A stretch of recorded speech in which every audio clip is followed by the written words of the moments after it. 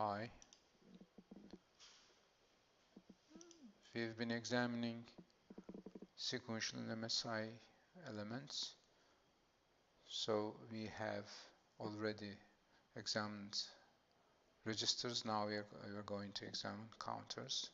Counters, they are in two groups, asynchronous counters and synchronous counters. Asynchronous counters, these are asynchronous counters, and this is synchronous. So this video is about these asynchronous counters. Let's come out of here and go inside to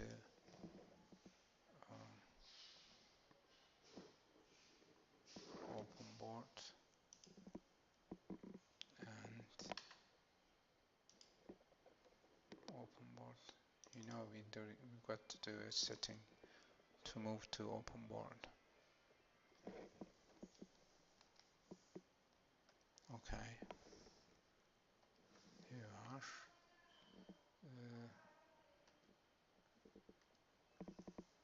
Let me clear this area. Okay.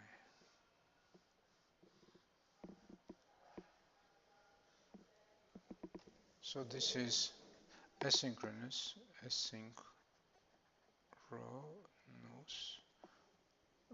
counter, but it is binary. So why we call it asynchronous? By just looking this circuit, you can easily differentiate asynchronous and synchronous counters. You see here, this clock input of this T-type memory element comes from the output of another element. So as you know, for synchronous counters, we were saying that there is a central clock. All the memory elements clock is connected to this central clock. Now it's not like that in here. This is not connected to a central clock. Is connected. This is the central clock. Connected only one T flip-flop. The other T flip-flops clock inputs are coming from the other elements outputs. So this is not a synchronous one. Since it is not a synchronous one, the analysis methods and synthesis method that we use for the synchronous sequential circuit cannot be used here. We haven't examined those. So how we are going to analyze these circuits? Easy. We're going to use the definition relation of the memory elements, and we're going to go step by step. That is the longest but simplest method we could use. Now let's examine. We are saying that this is a counter, so it counts like that. If you look at the outputs here, A0, A0, A0, A1, A2, A3. So I put down the numbers here. So that is 0, 1, 2, 3, 4, 5, 6, 7. So it counts like that. So it is going up. If you look at there are some properties that we can easily see when we write the numbers as the counting order. So you see the least significant bit, it goes 0, 1, 0, 1, 0, 1. The second bit, 2 zeros, 2 ones, 2 zeros, 2 ones. The third bit, 4 zeros, 4 ones. The fourth bit, 8 zeros, 8 ones going to come here. So the highest number you can get is 15, isn't it? Now we are saying the behavior of this circuit, is the same as this counting. How I'm going to examine it, let's see the details here. So assume that the initial condition or initial state is 0. So this is for first memory element, second memory element, third, and this is the fourth one. So forget that. So you see this is the clock pulse, this is that clock pulse. It says counting, so it counts the clock pulses, right? It runs, these T-type memory elements runs on the negative edge. So you see the negative edge, there is an arrow here. Okay. So since this is 1, I'm going to use the definition relation of T flip-flop, which is this 0, 1, 0, 1, that's T. If if the input is 0, no change. If it is the input 1, so it toggles, that means 0 becomes 1, 1 becomes 0. So if you look at that T input of all the T-type memory elements is 1, isn't it? Logic 1. So these are all 1. So when this is 1, when the clock pulse comes, when the clock pulse negative edge, that's going to be a change. The present state 0, next state is going to be 1, isn't it? So it's going to be 1 here. So since the changes only happens on the negative edge, I'm going to remind you with this line, negative edge. Let's say this, okay. So the change is going to be in here for the first,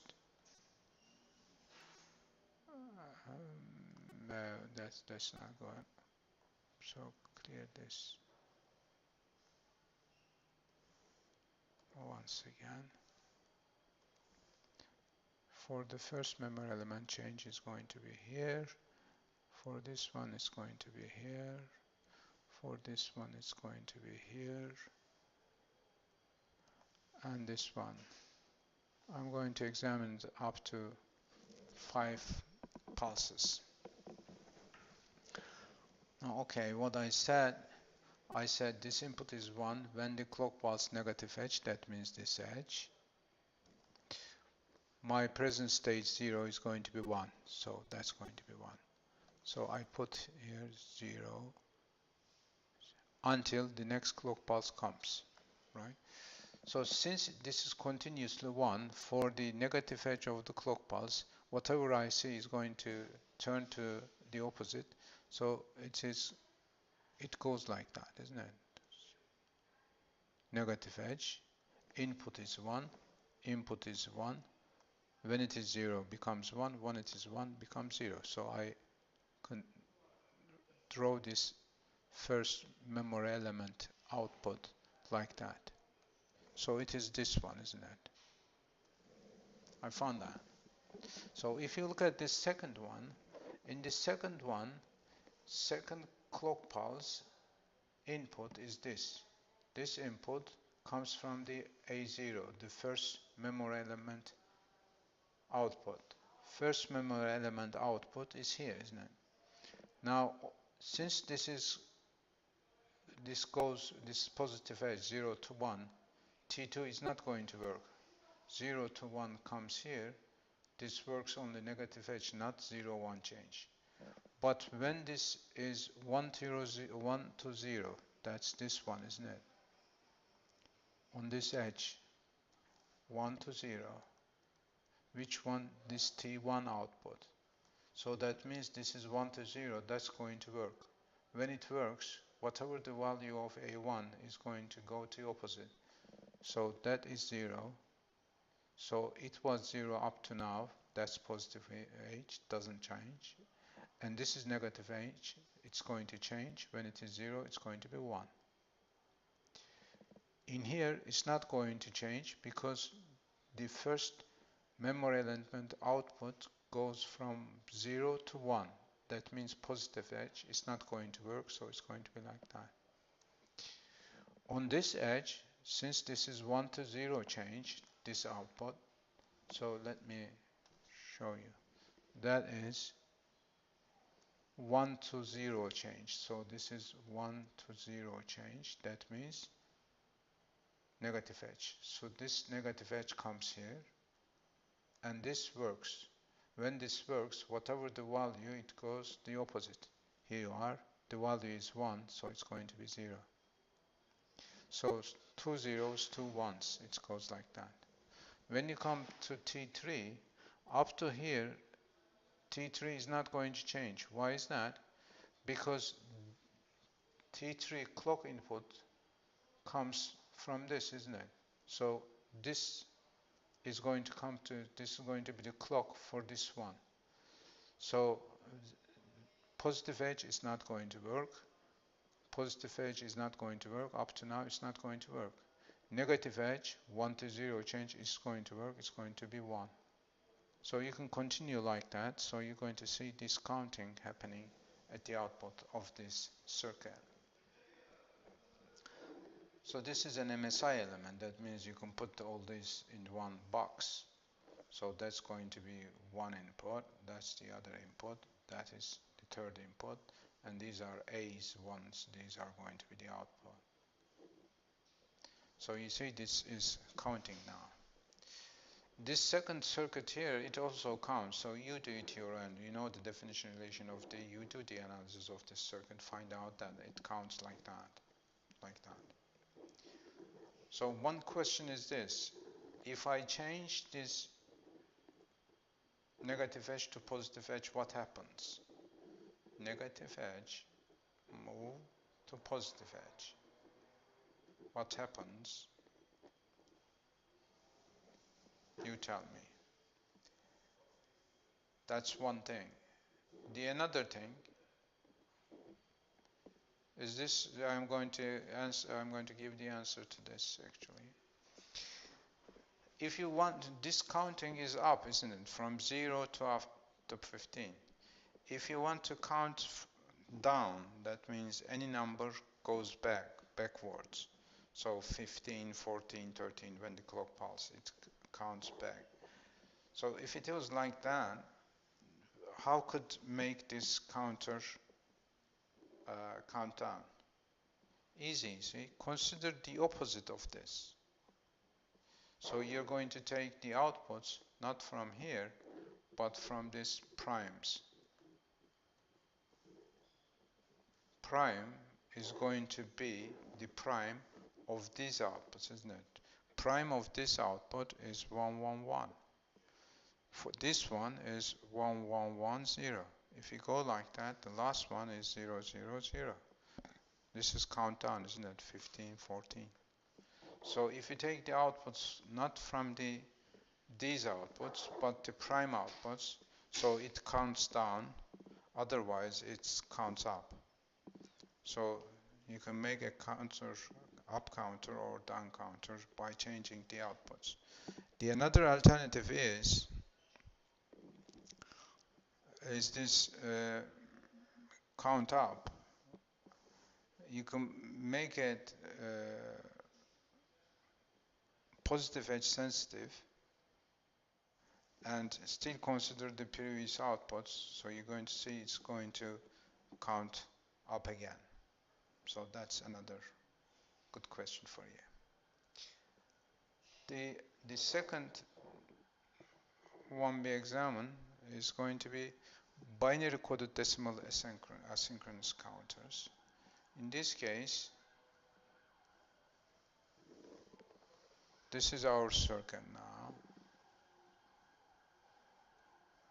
Why? Let me explain why we are using this binary coded decimal. Because let's say you got 859. If you want to represent this decimal number in binary, you're going to divide it by 2 many times and write down the reminders, beginning to write from the last reminder up to the first reminder. You get the binary number here. Isn't it? This is not the easy job to do. It's easy doing it by hand, but not easy doing it with a machine or with a circuit. Instead of this, what we do to make it simple, we are writing down all the digits of the decimal number in binary by using 4 bits. For example, that is 9, that is 5, and that is 8. So this is binary coded decimal representation of this binary number. Okay. Now that is easy to do the binary representation of a decimal number if we compare it with the binary base number system. So now we are saying this circuit does this job for us. Binary coded decimal counting, it does. This counting critical point is this: when you are counting, for example, if you count this one more, it's going to be 860, isn't it? What it means, you're going to replace 9. After 9, you're going to see 0, and you're going to increase your next higher bit. So 5 increase with 6. So that means in the counting system that we're going to design, that is this circle, you're going to count up to 0 goes to 9, and then it's going to be 0 again, no 10, because this is binary coded decimal, no 10, and then what you're going to do is you're going to increase the next higher bit 1 up. So you see here binary coded decimal number, this goes up to 9. When this comes to 9, the second digit is increased by 1. Binary coded another 1. When this is full, that means 9, 9.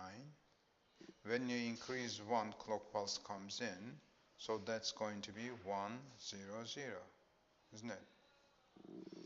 So this is, you can expand your binary coded decimal circuit by putting these binary coded MSI elements next to each other. When one of them is full, that means the highest number 9, the second one is increased by 1. That means the clock pulse is going to come from this, isn't it? When this is in 9. Now this is how it works. So you see in the previous one we didn't use any gate at all, but in here we've got a gate, additional gate. With this gate we could count up to 9. I'll show you the 9, for example. The 9 negative edge clock pulse output is this. I'll show it to you. That 1, 0, 0, 0. Afterwards, it's going to be 0, as I said here. So you see here, the next clock pulse, it becomes this.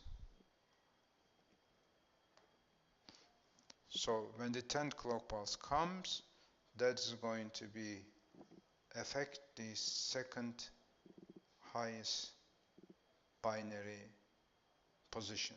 So that is this position, binary coded decimal position, I should have said. How it works, it depends on the delays, so not easy to do the analysis of a circuit, but assume that it works properly. But how we have done it, you see that J2 here, J2 that is, J2 comes from Q8 prime. You see there is a feedback here. And J4 also is the input of this AND gate. This AND gate input comes from this third JK flip-flop, and the second AND gate second input comes from the second JK flip-flop. So this is related to this, and that is J2 input is that red one. So if you draw these changes, then you end up with this binary coded decimal number. Now what is critical is this. Binary coded decimal counting is easier than binary counting, because when it is binary counting at the beginning, this is practical in daily life, because binary coded decimal easy to see and easy to read. For example, let's say you are counting in binary, you've got many zeros and ones like that. Let's say this 4-bit here. If I write what is this in binary? For you it's not easy to find out the decimal one of it here. But if it is binary coded decimal, for this one I can easily, if it were binary coded decimal, I'm going to measure that 4-bit here, another 4-bit here, and another 4-bit here. So that is 1, that is 5. I can easily write it down this binary coded decimal number when I see it in zeros one form. That is the benefit of binary coded decimal representation. So this counter counts in binary coded decimal. So that is end of this video then.